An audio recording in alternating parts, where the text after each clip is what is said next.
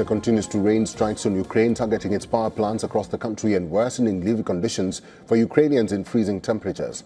Ukrainian President Volodymyr Zelensky says that Moscow launched more than 400 drones and around 40 missiles overnight, striking power plants, substations and key transmission lines across the country. The attacks have led to major power outages in several regions. Kyiv says the attacks amount to war crimes.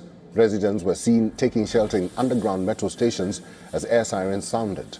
Some of them waited for hours on platforms and stairwells until the all clear was given.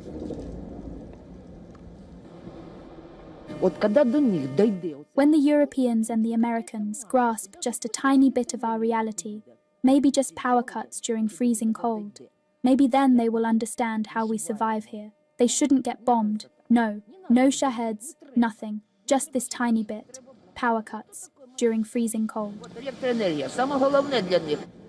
Amid these attacks, US President Donald Trump has stepped in, warning both Russia and Ukraine to end the war by June. Additionally, he has offered to hold direct talks between the two sides as early as next week. Zelensky shared that Washington has proposed bringing negotiators together in the US, possibly in Florida, but warned that Ukraine will not accept any deal made about its sovereignty without Kyiv at the table.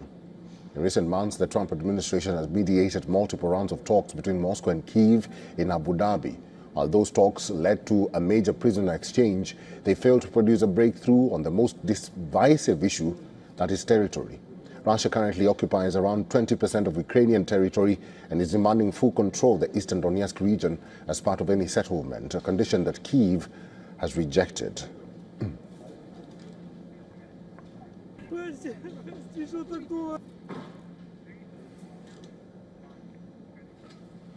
Joining us live from Birmingham, England, is David Dunn. He is a professor of international politics in the Department of Political Science and International Studies at the University of Birmingham. Professor Dunn, thank you very much for your time and welcome to the broadcast.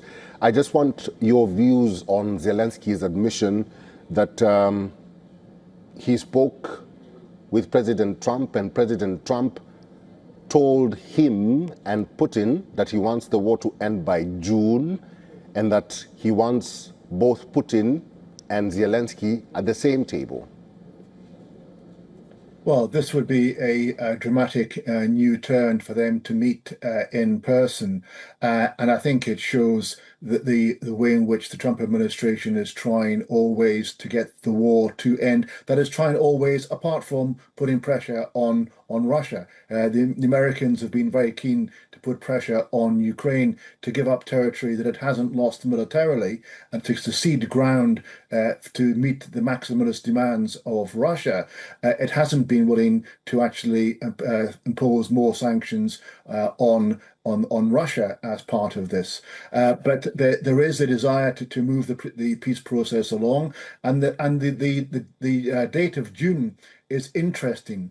I think what that tells us is that Trump wants this done before the impacts on the midterm elections, whereby it looks like he's likely to lose the House of Representatives and possibly the Senate. The reason why June is an important date is that that's the date when the primary processes will be concluded by, and at that point candidates may feel free to be critical of the administration for putting pressure on Ukraine and not for putting pressure on Russia.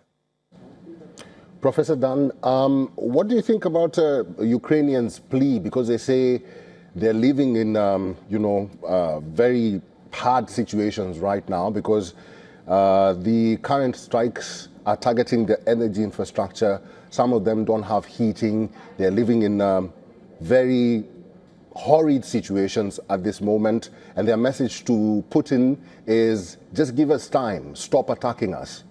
This plea needs to go everywhere, worldwide. Their plea is to the Europeans and to the Americans. What can they do?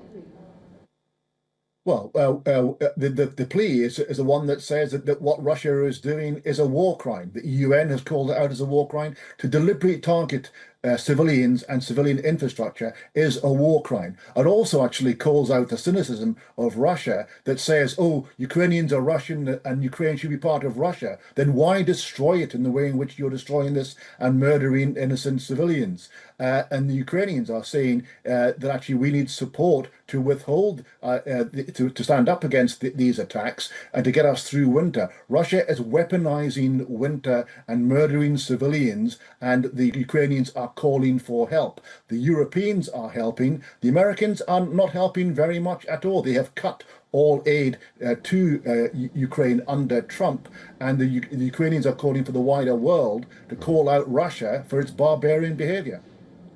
Professor Dan, it's good to see you. We'll have to end it there. Thank you very much for talking to us today. Thank you. New questions are emerging about high-profile figures and their past links to the late convicted sex offender Jeffrey Epstein. Fresh documents and police actions are keeping the spotlight firmly on Epstein's global network. In the U.S., the Navy's top civilian leader, Secretary John Pelon, was listed on a passenger manifest for Epstein's private jet. This was on a flight from London to New York back in March 2006. A friend of Pelon's confirmed he was on that flight, but insisted it was the only time he ever came into contact with Epstein and that he did not know in advance the plane belonged to the sex offender. The flight records were part of a document released from the U.S. House Oversight Committee, as the Justice Department has now released millions of files connected to Epstein's case.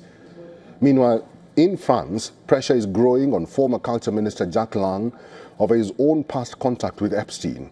Lang, who currently heads Paris's Arab World Institute, says he was unaware of Epstein's sex offense conviction when they met around 2012, describing him only as an acquaintance interested in art and cinema. And in Britain, police have searched 2 properties linked to Lord Peter Mandelson as part of an investigation into allegations of misconduct in public office. The Metropolitan Police say Mandelson has not been arrested, and inquiries are still ongoing after claims he may have passed on market-sensitive government information to Epstein. Mandelson has previously expressed regret over his association with Epstein and apologized